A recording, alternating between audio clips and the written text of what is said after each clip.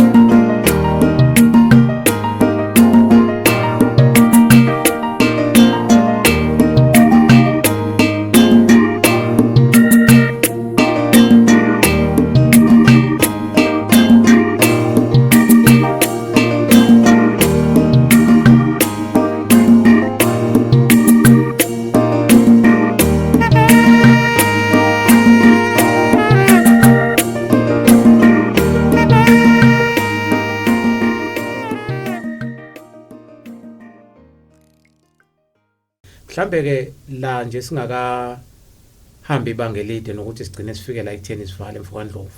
Angifuni ukuyishiya lo ukuthi mhlasimbe sithi ukubasiza kancane ababukeli balesi stage ukuthi if umuntu evuka nephupho lokuthi mhlasimbe kunesivatho esino yellow no blue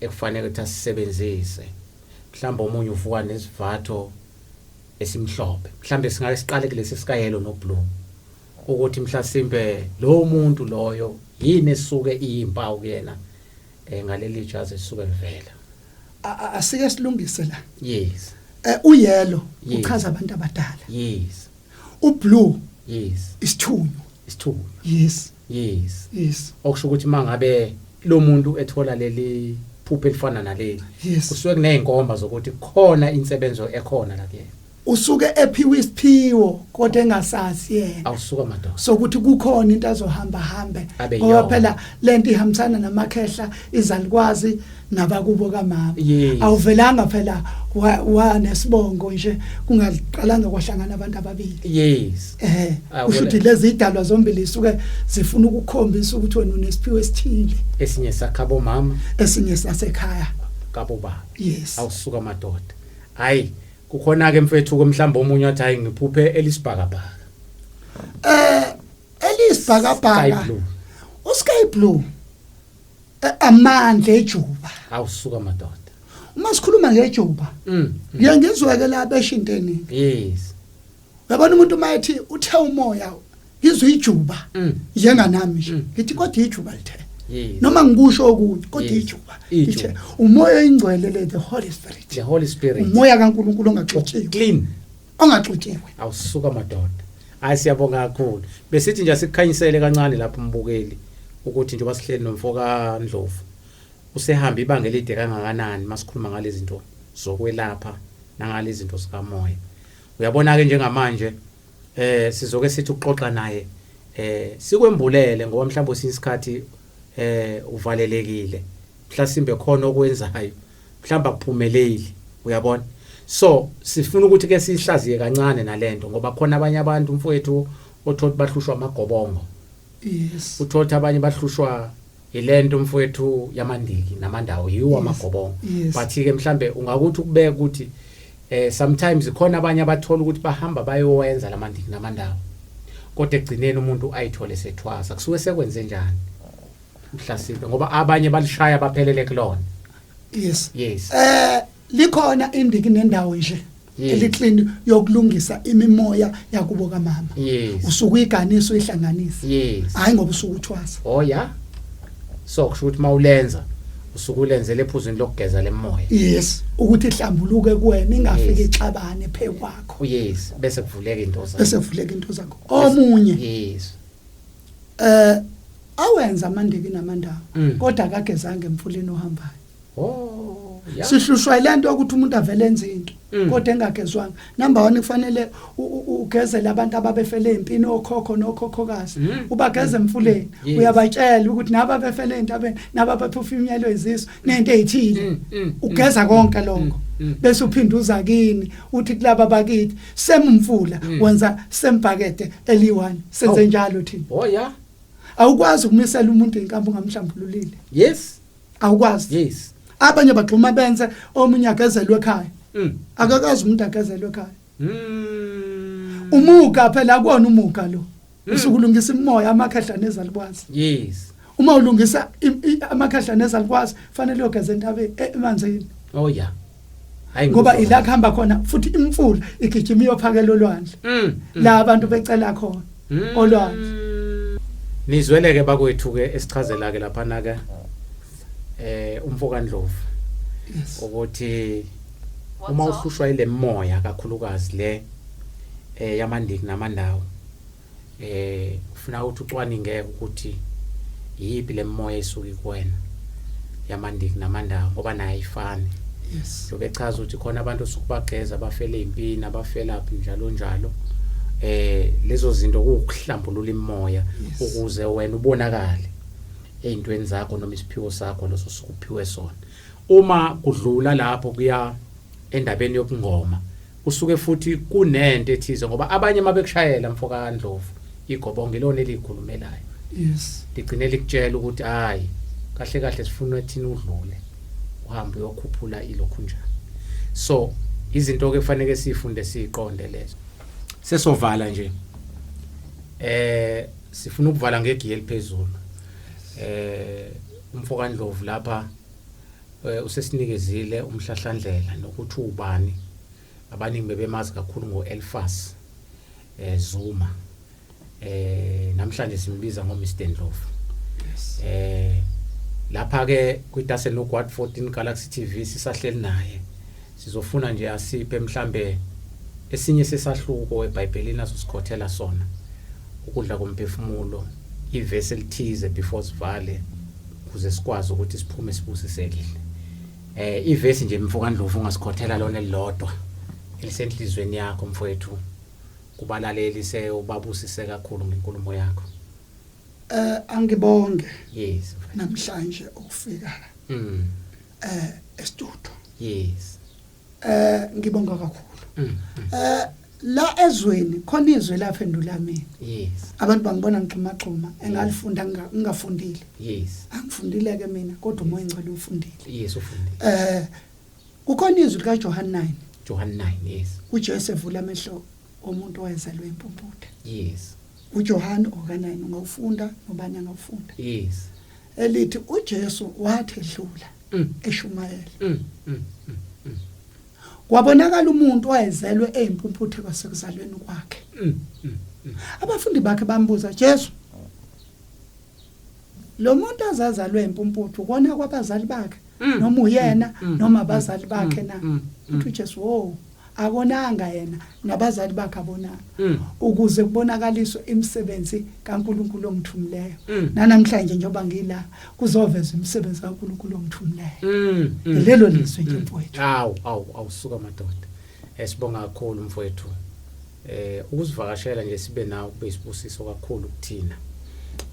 Sesovala ke nje balaleli lapha emakhaya idase no Quad 14 Galaxy TV lo umthosi wambo namba ohleli naye ehleni nomfoka Ndlovu uElfas.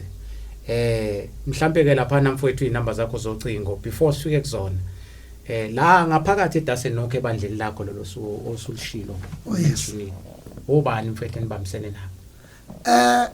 abantu engibamsene nabo ugogo uDube yes la nje eTazuka yes bese kuba ubaba uSimamande yes ola empola la etshenela iminyama yes bese kuba nobaba uNdlovu osuka eNdwethu ngithi nje lo yamholi ngiyabonga kakhulu uNkulunkulu wangibusisa ngaleli yakhehla yes uArchbishop wethu simhlonipha sithobeka kakhulu kuyena indoda engibekezele kakhulu suka kude nayo indoda nje sibamsene nayo iyagibela mfowethu njalo every Sunday awusuka madoda every Sunday iyafika isuka eNdwethu igibela kathathu kodwa nje ayideli izokwenza umsebenzi sifuna abantu abanjalo kuleli bandla leGod Message Ministries bese kuba nobaba uNzama oseCliffday sibamsene kakhulu naye usuka ngemoto yakhe le ezela inkonzweni ikhehle da bese siba nobaba lapha ubaba uShabalala lapha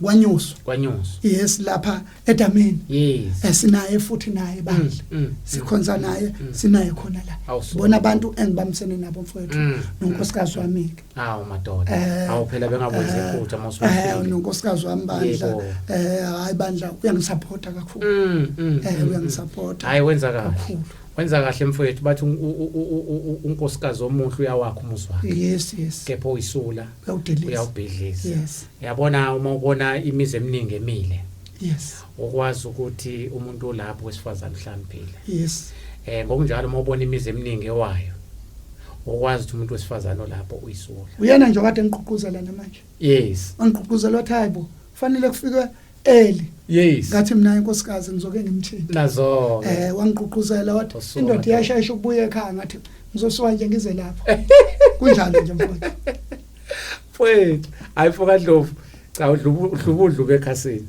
mfowethu ngibonga kakhulu uNkulunkulu akubless akubusisa okay even isipho sakho mfowethu uNkulunkulu asiqhubezele njalo mina ke ngufakazi okay ngoba ngihleze ngikubona mfowethu ngikwazi manje yes that is why ngikubiza ithi ozoyikhulumela yes ngikwazi kudala mfowethu uyibambile yes uyibambile and ngikwazi nangezinto zakho ke yes ozenza kakhulu lama siseyinkonzweni yebo ukuthi cha uNkulunkulu uyakusebenzisa yes kakhulu futhi hayi kancane yes sibonge nokuqeqesheka mfowethu oyikona yes uNkulunkulu mfowethu wenza isimangaliso ngoba uma ekuphi isiphiwo ukupha nalento okuqeqesheka yes akwenze ube nalento yewisdom akuvula ingqondo uhlakanipho konke okuyikhuluma la mfethu engiyibambile ukuthi ngisho kuthiwa ufundile yebo kodwa umoya engcwele ufundile yes because ukwazi ukudistinguish ukwazi ukuhlola zonke izinto yes ngoba uthi ungafundile unjalo kodwa ukwazi ukuhlolela umuntu onamajazi ama degrees nama diploma yes so ngenye indlela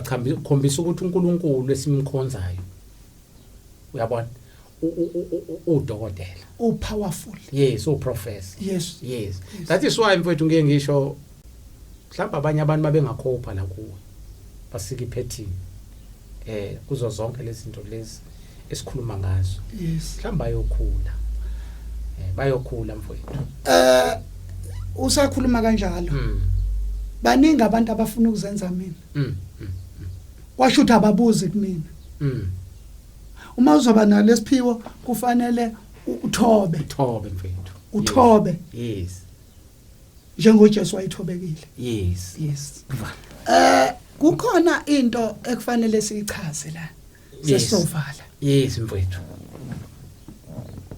awukwazi ukuzenza umuntu ongeyena sihlushwa lento yokuthi umuntu athi ngifuna ukufana nomfundisi ubani engeyena futhi akayi nakuyena umbukela phansi mayedlula uyambuka nje akafuni nokusondela eduze kwakhe abuze baningi abantu abalimele ileyo nto abanye bawile bezenza mina abanye befuna ukuzenza mina ayisiyamazi lo basho konke nje bakusho but noma ngikuzwa ngivele ngithi ukuthi abafuna ukuyikhathaza ngesiphiwo sabo ukuzwa injula yes sibonga ukuthi wena unalo ulwazi ukwazile ukuthi ungibize ngizochaza nje ngoziyoni ukuthi yini uziyoni ibandla lamazibulo athi uNkulunkulu wathokoza ngalo phekwa amabandla onke angavela kodwa uziyoni ibandla lokuqala lamazibulo likaNkulunkulu awusuka madoda uNkulunkulu la ethokoza khona athi umfana kaJesu uDavid athi ngiphakamisela amehlamenti abena usizo lami liyovela athi liyovela kubuye